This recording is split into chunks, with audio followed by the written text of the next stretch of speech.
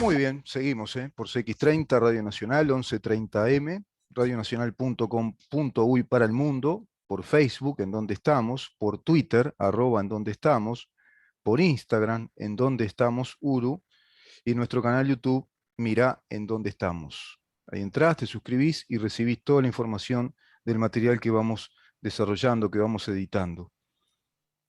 Me quedé pensando, a raíz de lo que hablábamos con Álvaro Alfonso, de todos estos movimientos que se van dando en la historia, grupos terroristas, movimientos terroristas, gente que muere, civiles, inocentes, policías de aquel entonces que murieron, policías cadetes de policías que fueron acribillados por la espalda, el robo a distintas casas de particulares, robos directamente de electrodomésticos, de joyas, robos a financieras, robos a hospitales, robos también y ocupaciones en facultades.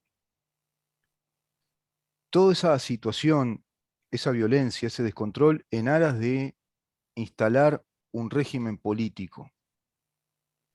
Es digno de ser estudiado a nivel psiquiátrico todo esto, ¿no? Porque todo esto es mental, no cabe duda que tiene un componente mental, esa ideología que se instala en el pensamiento y es más poderosa que el resto de las cosas, incluso que los semejantes, que el ser humano, que de pronto hasta muchos casos de su propia familia, porque hay gente que adoctrinada se integra a esa familia ideológica y comienzan a vivir una vida paralela a la vida familiar. Cuando uno observa la vida de los Huidobro, de los Mujica, de las Topolansky, de los Rosenkopf, de cualesquiera de ellos, es evidente que no han desarrollado una vida de familia, no han desarrollado la vida del esfuerzo personal, del trabajo, de la superación personal, del estudio, de ir creciendo de pronto a través de una tarea laboral X, de tener escalafones laborales. Es decir, toda esa experiencia que tiene que tener un ser humano para entender en qué sociedad está viviendo, no la tenían. Y desde muy jóvenes se lanzaron a la epopeya de una aberrante utopía. Y hoy continúa todo ese tema a través de estas organizaciones de izquierdas marxistas que plantean tirar abajo un régimen de gobierno. Incluso sobre texto, muchas veces en la historia, de luchar contra la corrupción de algún gobierno, la corrupción de algún político, como si los actos de corrupción, que son actos humanos, reprobables, por supuesto, rechazables y sancionables, como si esos actos humanos, esos actos personales de corrupción, como podrían haber otros de vanidad, de tacañería, o actos de mentira, es decir, de llevar a cabo una práctica mentirosa, como si esos actos personales justificaran tirar abajo un sistema de gobierno. Dos puntos. Y diría un amigo mío cuando hablábamos estas cosas hace muchos años atrás, ¿qué tendrá que ver tirar abajo un sistema de gobierno? Y ese tirar abajo un sistema de gobierno está construido sobre la base de una ideología. Y esa ideología es un sistema cerrado de ideas que indica la modificación de la estructura del Estado. Socialismo marxista-leninista. El socialismo de Estado que se aplicó en la Unión Soviética. El socialismo que se aplica hoy por hoy en Cuba. El socialismo que se aplica hoy por hoy en Venezuela, en Corea del Norte. El comunismo aplicado en la estructura política, social y cultural en China a través del Partido Comunista Chino, mezclado, haciendo un híbrido, una combinación, esa combineta con el sistema capitalista a nivel económico, pero que en definitiva es un capitalismo de Estado a través del Politburó chino, con todos sus prebendarios, con todos sus privilegiados dirigentes del Partido Comunista, millones, y sus familias de clase media, que extienden a una colectividad y una comunidad adoctrinada en ese modo de vida los privilegios del sistema occidental capitalista. Es tremendo lo que está viviendo la humanidad. Y hoy se sigue con ese tema. Evidentemente se ve que no puede estar con nosotros el doctor Felipe Schipani. Pero ayer se cerró en ese plenario una investigación respecto a actos de corrupción, el pedido de horas sindicales que extralimitaron muchísimo las horas de licencias sindicales que establece el estatuto docente. Se investigó, se cerró esa investigación, tiene más de 120 fojas, se habla de más de 130 docentes integrados a FENAPES que irán a la JUTEP, a ANEP y a la justicia, porque así decidió el plenario de la Cámara de Diputados hacerlo. Se cerró entonces esta investigación que trae ya más de un año.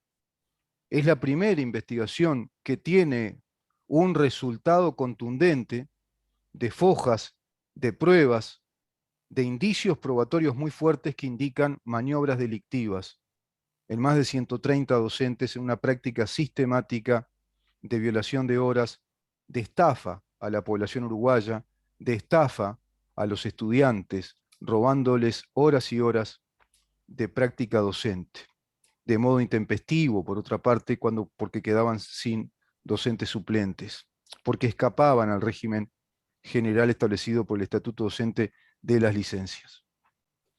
Ese capítulo se cerró. Seguramente mañana conversaremos algo de esto con el diputado Subía, que estuvo en esa comisión, que investigó, que interrogó, intentó interrogar a los miembros de FENAPES, que no se dignaron a hacerlo, que le escaparon al bulto, como se dice vulgarmente, que el señor Olivera se levantó y se fue, dejando plantados a los diputados que integraban esa comisión, diputados que representan al gobierno hoy por hoy.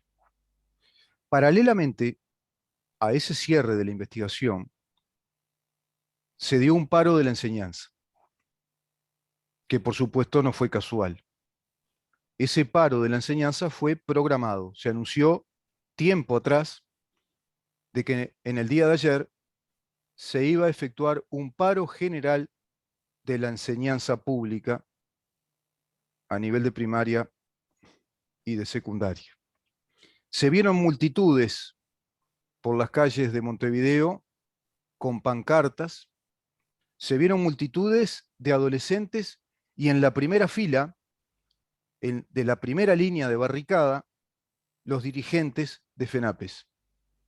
Montón de dirigentes con los rostros furiosos, ensombrecidos por la bronca, por la furia, rostros de revolucionarios, marxistas, leninistas, y en esas columnas se veía el predominio, yo te diría que el predominio o el color excluyente, que era el color rojo, rojo y amarillo, y rojo y negro. Comunistas y anarquistas unidos, desde el estudiantado uruguayo de los adolescentes de la educación pública y los docentes de la educación pública marchando en columnas, manifestando su bronca, su descontento para con las reformas educativas de este gobierno, por un lado, y por supuesto un acto realizado en el mismo día que se cerraba esta comisión y determinaba entonces enviar todos estos documentos a la justicia. Cerraba su actuación la Comisión Investigadora de Diputados, que dentro de lo que establece la Constitución llevó a cabo esa tarea. Una comisión de investigación por un montón de irregularidades, se confirman que hay un montón ahí de comisiones de delitos o de presuntos delitos que la justicia los determinará. Se programó un paro entonces para ese 15 de junio, el paro es general y para toda la educación primaria y secundaria. Las razones. Bueno, hay que desglosar dos perspectivas aquí respecto a las razones, porque hay razones sindicales y hay razones políticas, que no son exactamente las mismas. Hay razones sindicales, que son las razones esgrimidas, las razones, digamos, explícitamente argumentadas, como los motivos o los fundamentos de ese paro, hay que argumentarlo, ¿no? Hay que fundamentar por qué se hace ese paro, por qué se lleva a cabo esa medida tan extrema de un paro general de la educación, que por otra parte no es una medida que podamos aceptarla como legal dentro de la extensión de las medidas de huelga. No es una medida legal. Y más especialmente cuando tomamos en cuenta que está afectando a una actividad o a un servicio que es esencial para el Estado uruguayo, porque el Estado uruguayo, desde nuestra Constitución, tiene uno de sus cometidos, dentro de sus cometidos, uno de esos cometidos esenciales es brindar educación.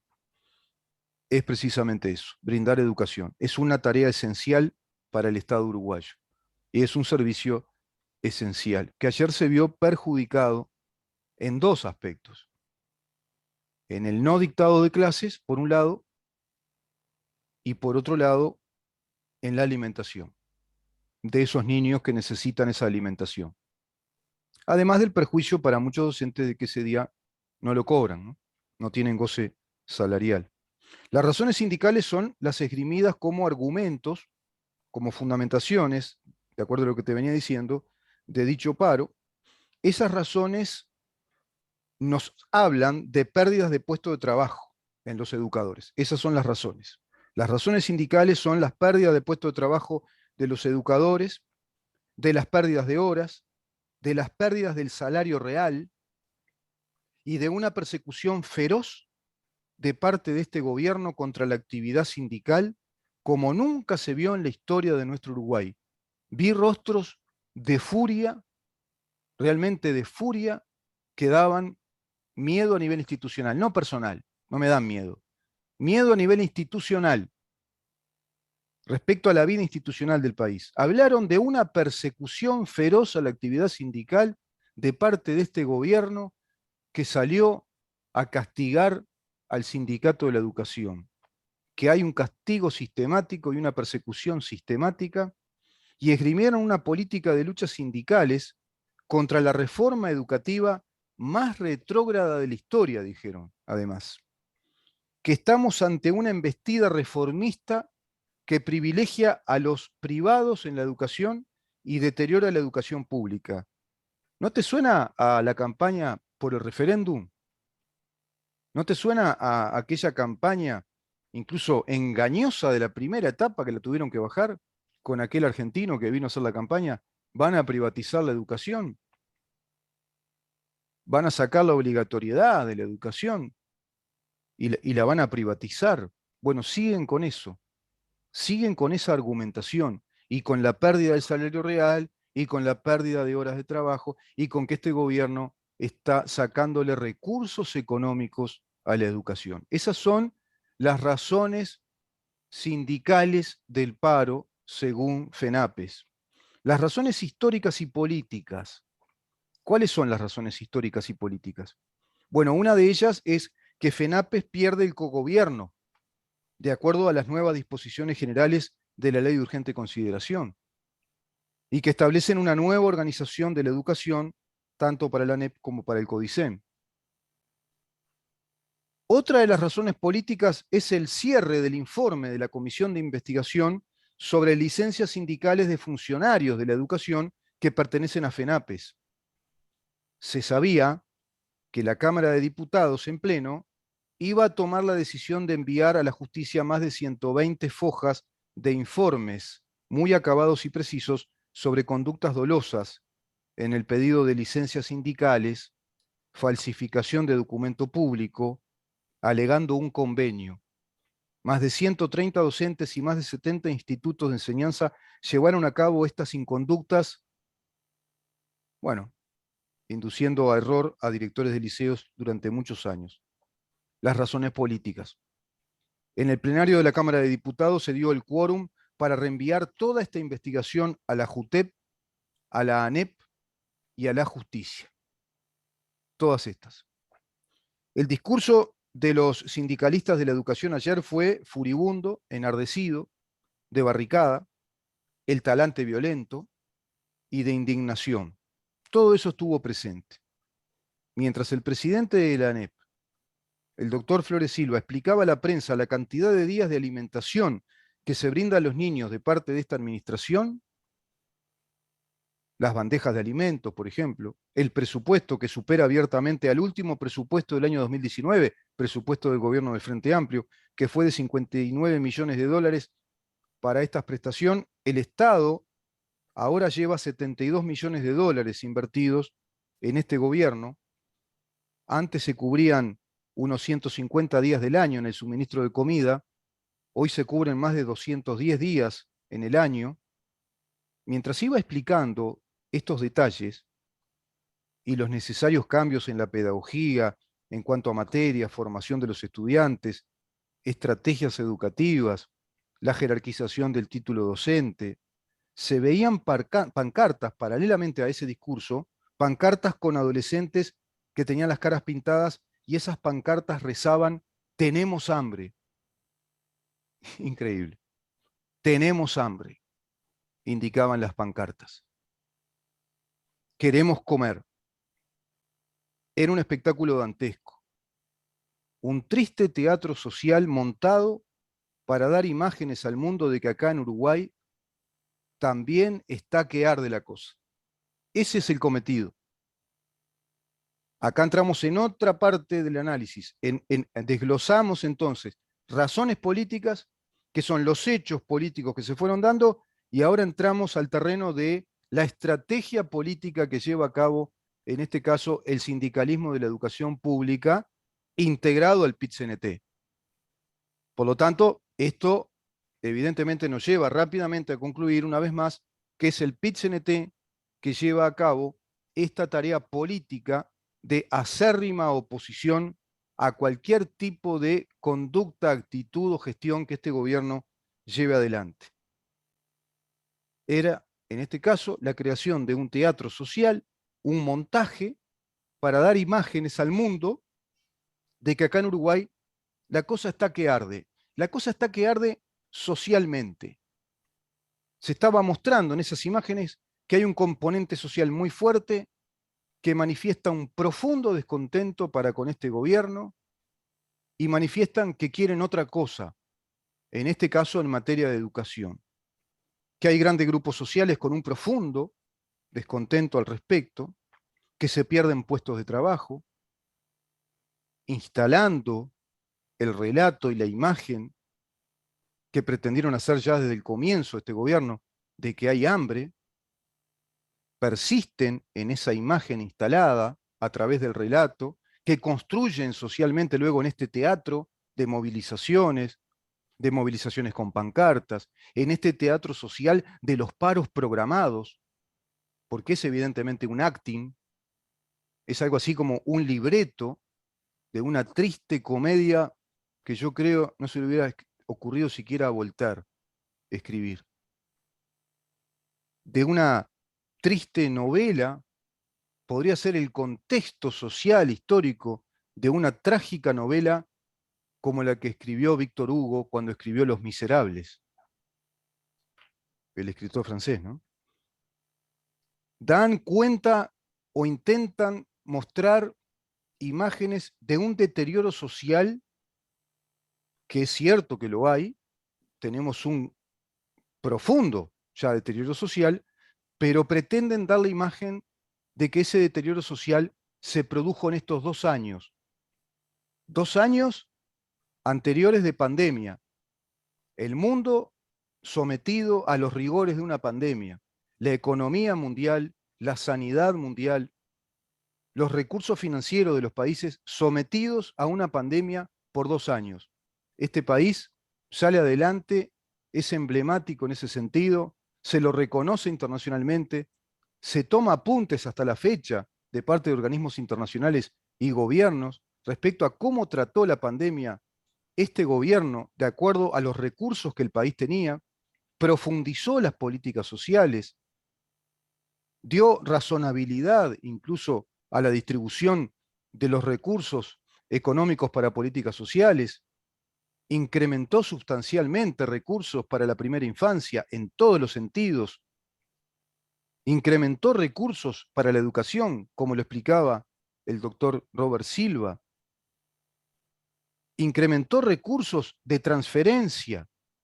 No es que sacó de la galera, sino que redistribuyó recursos y le incrementó, le dio más recursos de transferencia para el sostén social a los que necesitan ese sostén de los planes del MIDES, por ejemplo, al extremo de que es blanco de crítica de parte de pronto de un sector de la sociedad que va más hacia la derecha o más hacia el liberalismo ortodoxo y critican a este gobierno, inclusive diciéndole a este gobierno que sigue siendo un gobierno de izquierda, como que es un gobierno socialdemócrata, una cosa así. Sin embargo, escuchás a estos energúmenos y te montan este espectáculo social pretendiendo darle imagen al mundo de que estamos en un país que se va destrozando, con gente que tiene hambre, donde pululan las ollas populares, el otro gran teatro que siempre realizó el Partido Comunista, y que está en grave situación la educación del país. Fíjate vos.